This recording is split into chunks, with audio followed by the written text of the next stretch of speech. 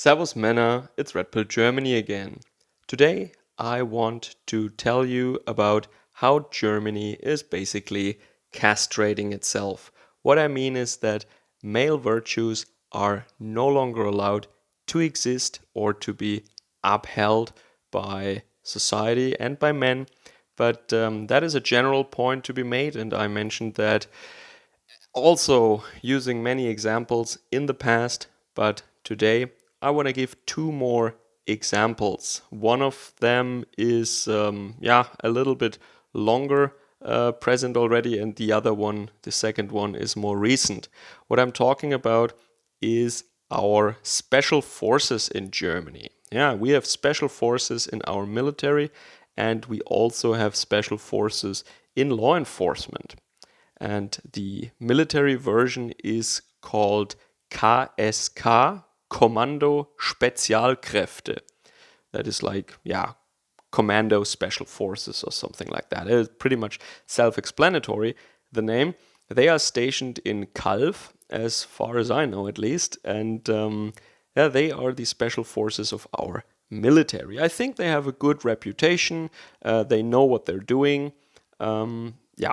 But of course, there have been many so-called scandals. They're not real scandals, but these things that are very healthy and very normal for every military and especially for special forces, they are scandalized in the German media. And when, how should I say, like urban, progressive, leftists or these snowflake millennial types, when they are confronted with just standard protocol in the military, or, well, especially, as I said, in special forces, they kind of freak out and they think that this is horrible and must be stopped.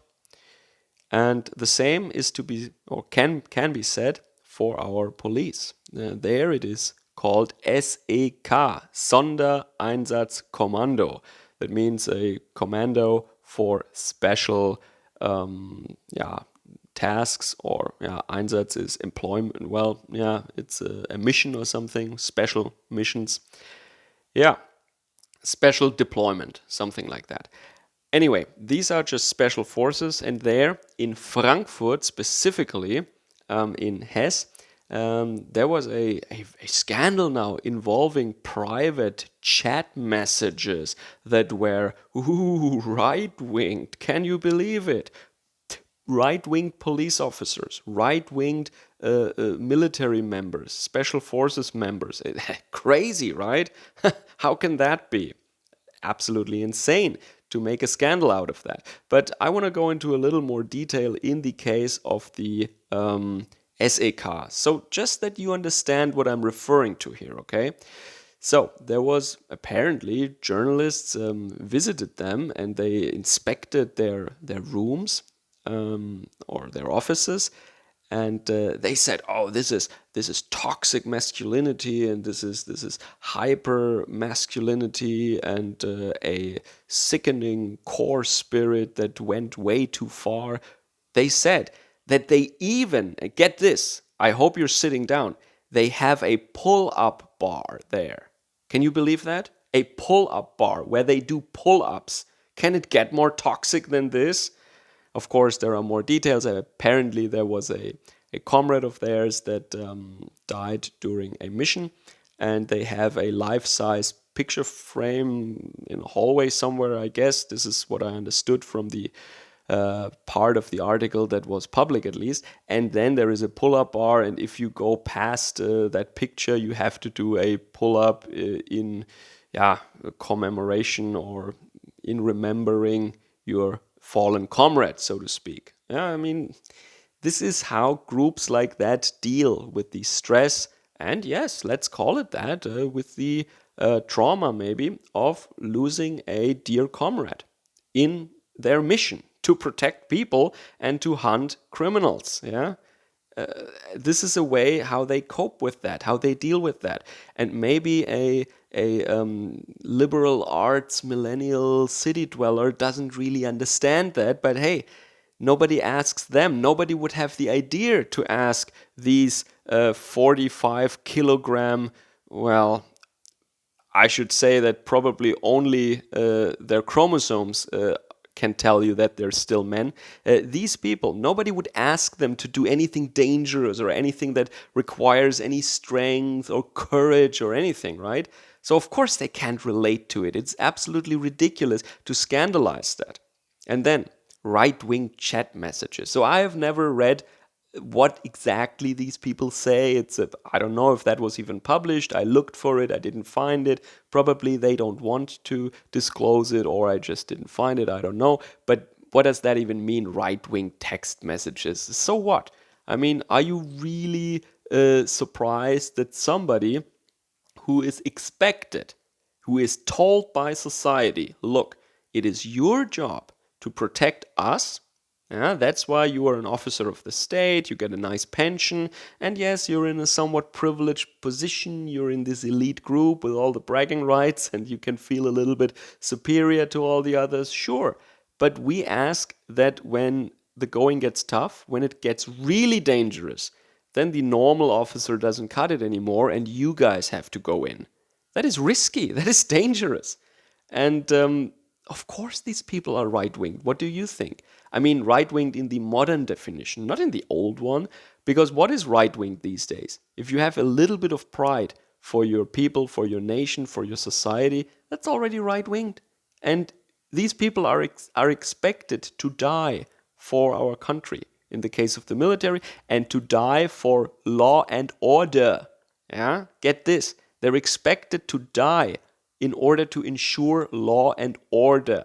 So, of course, they take law and order seriously, and taking law and order seriously is right winged. So what do these people expect? Do they think that they are leftists or progressives who put their life on the line in order to protect German law and public order? Nobody does that who is left winged. Nobody who is progressive or communist or globalist or whatever would do that because they're not paid that well. I mean, there has to be some idealism there. Yeah, these people are idealists. I mean, if they wanted to, they would probably make the same amount of money, and they could just do normal standard duty, right? And they would be much safer, right? Maybe it wouldn't be as exciting. Maybe some of them are also adrenaline junkies, but it can't be denied that these people are idealists. Yeah, there is idealism and patriotism or something like that that is required for you or for someone to actually volunteer for such a very dangerous mission. Yeah, adventure. They want to go on adventures. Yeah, sure, but also idealism. And what is Germany doing right now? We're basically destroying and hamstringing all the idealists that still want to work hard and risk their lives for the country and our law. That's what's going to happen. And a very important German piece of vocabulary I want to give you on the way: Wehrhaftigkeit. Yeah? That means the ability to defend yourself. And this is under attack at the moment. Germany is in the process of removing Wehrhaftigkeit from their state, from our society. It is quite obvious that anything that remotely comes close to Wehrhaftigkeit, so that you can, through violence also and through strength, defend your people, your country, your city, your society, that is being taken away right now, systematically, deliberately. Okay? It is kind of emasculation. And what these reporters said, for example, what they've seen there at this SEK in Frankfurt, this Sondereinsatzkommando, Special Law Enforcement Forces, that was just normal guy stuff. Like, oh yeah, like a picture of them posing in gear in front of some site, some building, whatever, or a bridge in Frankfurt. I don't know what it was. Like the group posing together in their gear. Yeah. Okay. Well, yeah. Is that supposed to be something bad now? that is showing pride. Yeah. And in the military, I can tell you, from my old days, my own days back in the military, they already started way back then. I mean, I'm an old guy now, but they already started back then. Like, you couldn't commemorate old comrades and military history and like the history of a platoon, or no, maybe the wrong word, of a brigade or of a division or something, of a company, like the old comrades. You couldn't honor them anymore. Yeah, our songs, our culture, that's all banned. And yeah, the KSK, Kommando Spezialkräfte, by the female minister of defense, they were given a timeout. Yeah? After these scandals broke there, they were given a timeout, so they couldn't go on missions anymore until these questions are resolved. So this is like a little toddler that you send on a timeout to his room or something, or a little child that throws a tantrum. You give them a timeout, and these are the kindergarten methods that they use now on these warriors. I mean, on these elite soldiers. Can you believe that? They're given a timeout. Yeah, right.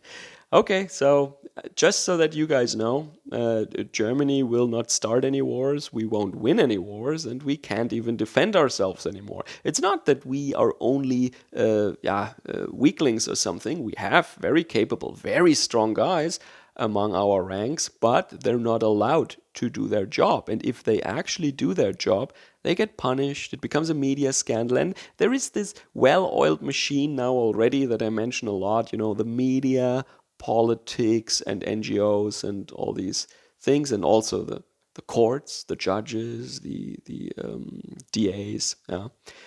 They all work together like a synchronized, perfect machine, and their goal is to destroy our country, our nation, our people. So that was a further piece of the puzzle, in case you're interested. Emasculation of Germany, core spirit, masculinity, and Wehrhaftigkeit, the ability to defend yourself, is no longer allowed in Germany. Servus, Kameraden.